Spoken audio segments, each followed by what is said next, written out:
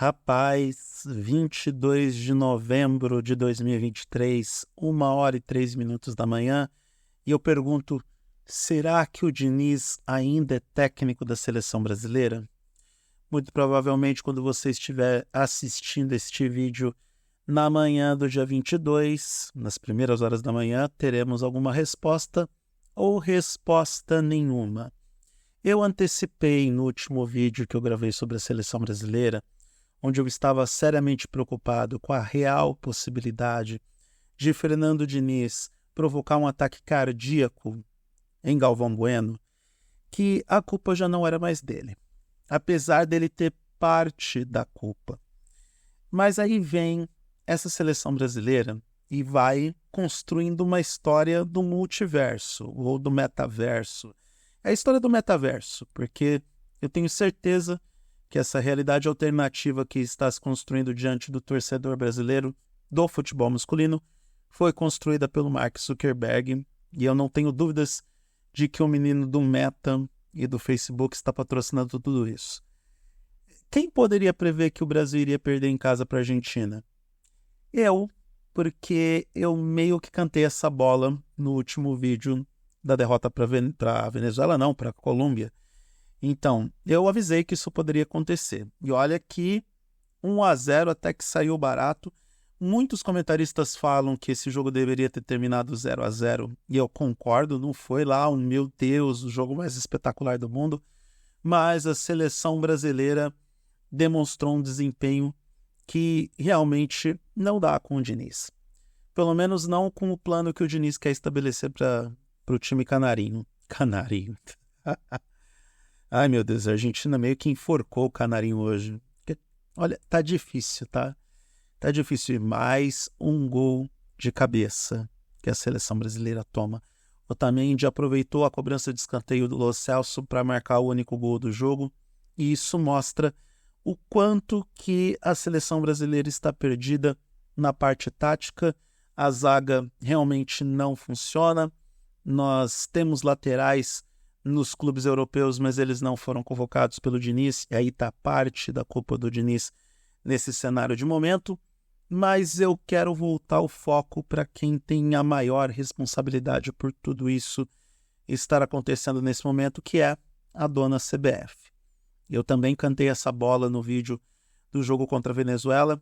Nesse momento, a CBF tem muita responsabilidade nisso e também tem responsabilidade em se mostrar como ela é com as decisões estapafúrdias de organização para esse jogo contra a Argentina. Relatos de venda de ingresso com taxa de conveniência, onde o torcedor tinha que ir até o estádio para retirar o ingresso. A ideia de torcida mista entre brasileiros e argentinos. Sério, eu queria saber de que orifício anal saiu essa ideia. Porque isso não veio de um cérebro. Isso veio de coliformes fecais que saíram do orifício anal de alguém. E eu estou sendo técnico para não ser grosseiro e não espantar as senhoras que são jovens há mais tempo, que assistem a esses vídeos na esperança de, enfim, me conhecer melhor através dessa missiva eletrônica. O quebra-pau que rolou dentro do Maracanã antes do jogo começar, que inclusive foi um dos motivos pelos quais o time argentino ficou com aquela frescura de eu não quero entrar em campo, não vamos jogar. Isso aí está na conta da CBF. Isso mostra o quanto que a CBF não só está perdida, como ela não faz a menor ideia de como organizar o futebol brasileiro, de como gerenciar a seleção e de como a infeliz, agora podemos dizer, infeliz decisão de eventualmente esperar Carlo Ancelotti, e eu falo eventualmente porque não há garantia nenhuma que esse cara venha, eventualmente esperar o Carlo Ancelotti e colocar o Fernando Diniz é uma decisão estapafúrdia. Está queimando o filme de todo mundo, queimando o filme da seleção brasileira, queimando o filme dos jogadores, porque também se inicia uma discussão para saber se essa safra é ruim ou não, se temos jogadores de qualidade para jogar na seleção brasileira. Particularmente eu discordo, porque num país com mais de 200 milhões de pessoas e alguns dos principais jogadores do mundo jogando nos melhores times das melhores ligas, não é possível que a gente não tenha uma safra de novos jogadores que esteja à altura do potencial que pede uma seleção brasileira. É difícil de acreditar. E também quem manda o filme do Diniz, porque, cara, ele convocou errado. O esquema tático que ele quer adotar para a seleção brasileira é impraticável por uma questão logística, puramente logística. Isso já não tem mais absolutamente nada a ver com os traumas que eu tenho desse cara enquanto treinador da seleção brasileira. Não dá para implementar o sistema de jogo dele em um time que se reúne de tempos em tempos, uma vez por mês, uma vez por mês e meio, treina alguns dias, joga 2 jogos e depois se separa 10 dias depois do primeiro encontro. É impossível adotar o esquema do Diniz de forma racional na seleção brasileira, que tem encontros casuais. Cara, qualquer um de nós que tem uma amizade colorida, um PA, se encontra mais com o PA do que o Diniz com a seleção brasileira. E aí fica difícil, muito difícil. Na verdade, aí fica a 6ª posição nas eliminatórias. E mais um recorde quebrado, porque nunca perdemos para a Venezuela, nunca perdemos 2 jogos consecutivos nas eliminatórias, nunca perdemos 3 jogos consecutivos nas eliminatórias, nunca perdemos um jogo de eliminatórias em casa. E logo para a Argentina, no Maracanã. Sério, meu conselho é implodir aquele estádio, porque claramente ele foi construído em cima de um cemitério índio e construiu um estacionamento de shopping. Não dá para a seleção brasileira ter triunfos significativos no Maracanã, com exceção da medalha olímpica, que, convenhamos, ninguém mais se importava com aquilo. Então, minha dica é: implode o Maracanã, ou manda benzer aquele campo, pelo amor de Deus, porque aquilo ali está amaldiçoado. Não é possível, né? Quem mandou a gente expulsar os indígenas do Brasil? Ou exterminar os índios, que é muito pior do que expulsá-los? Então, os índios amaldiçoaram aquele campo. E assim, contra a Argentina, contra o Uruguai, sabe? Sempre contra os nossos maiores rivais no continente. E o resultado é esse. Mais uma derrota, 6ª posição nas eliminatórias, e a gente ainda tem que aguentar os argentinos líderes dessa contenda esportiva futebolística. É óbvio que no final do jogo a torcida vaiou a seleção do Diniz, também não é para menos, e de fato a gente não tem um esquema tático, a gente não tem um plano de jogo. O Diniz tem um plano, mas até esse plano ser absorvido pelos jogadores da seleção leva tempo. E enquanto isso, nós estamos na 6ª posição das eliminatórias para a Copa do Mundo de 2026. Vamos nos classificar para a Copa do Mundo? Vamos. Eu sei que vamos. Que não é possível que num torneio tão longo, se bem que 1/3 do torneio eliminatório da Copa do Mundo dos Estados Unidos, México e Canadá já foi para o saco. Ganhamos 2 jogos, empatamos 1 e perdemos 3. Apenas as 6 primeiras vagas garantem vaga direta, ou as 6 primeiras posições das eliminatórias garantem vaga direta, e a 7ª posição vai para a repescagem. E assim, tem muito tempo até o próximo jogo das eliminatórias. Para vocês terem uma ideia de como esse torneio é longo, enfadonho e modorrento, o próximo jogo das eliminatórias sul-americanas vai ser no dia 5 de setembro de 2024 contra o Equador, em casa. Até lá, o Brasil ainda vai ter 2 amistosos que são indigestos, mas ufa, finalmente vamos enfrentar seleções europeias. Os amistosos vão acontecer no primeiro trimestre contra Inglaterra e Espanha. Até lá, dá tempo de mudar as estratégias da seleção, mudar o treinador, estabelecer um plano de jogo, sem falar que no meio do caminho ainda tem a tal da Copa América, que vai acontecer nos Estados Unidos e que vai servir de torneio teste para o Mundial, que parcialmente vai acontecer em território norte-americano. Então, o que dizer, né? O time do Fernando Diniz teve dificuldades para concluir a gol.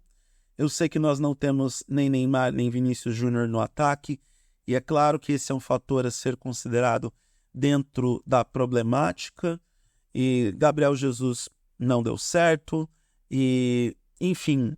Aliás, eu me pergunto por que o Gabriel Jesus ele é convocado. Tudo bem, ele está voando no Arsenal, mas o Arsenal tem um sistema de jogo que ele está funcionando bem, dentro de algo que foi previamente estabelecido e é treinado todas as semanas, para não dizer todos os dias. De novo, o dinizismo não funciona na seleção brasileira.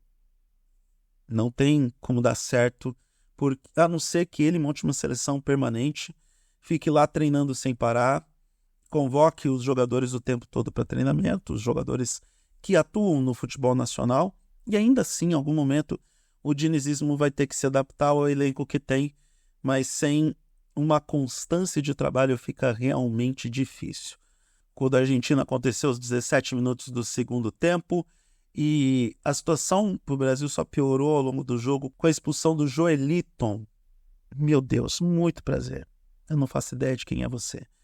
Ele agrediu o Depou sem bola e acabou sendo expulso. A seleção brasileira chegou a fazer pressão nos minutos finais, mas não conseguiu evitar a derrota. E a torcida, é claro, foi para o bullying, né? Quando os argentinos trocavam passes, veio os gritos de olé. Eu não sei você que está me ouvindo nesse momento. Eu não sei até quando os torcedores mais pachecos vão aguentar esse nível de humilhação.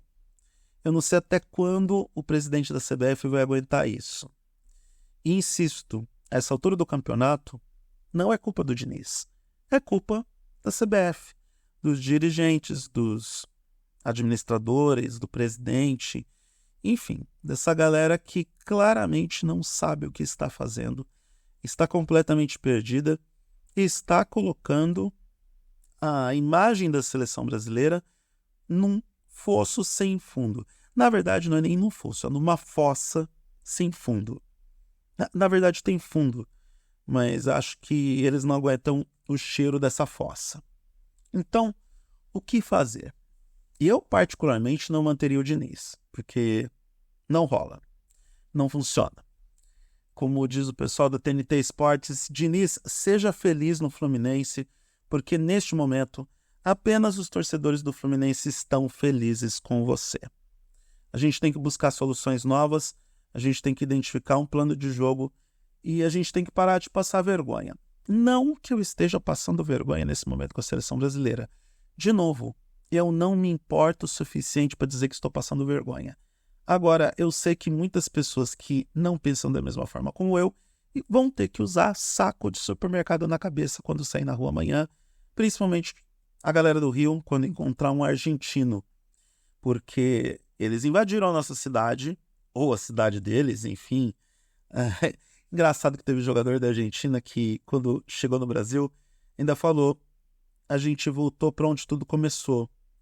Porque aquela Copa América, a Copa Covid, aquela de 2021, que os argentinos valorizaram ao máximo e conquistaram aquela Copa América no Brasil, no Maracanã, eles valorizaram muito aquele título e aquilo ali foi o início da injeção de ânimo para que aquele time, com o Messi, vencesse a Copa do Mundo de 2022. Aí você coloca o fator Maradona no meio, que o Maradona faleceu e eles tiveram um fator emocional, e aí tudo se explica. Então, meu recado final para o Fernando Diniz é: fica no Fluminense, você não está incomodando ninguém lá, tá todo mundo gostando do seu trabalho, o torcedor do Fluminense está feliz com você, então deixa quieto. Obrigado pelos serviços prestados até agora para a seleção brasileira, ou melhor, os desserviços prestados pela seleção brasileira, e volta para o Fluminense. Tamo de boa.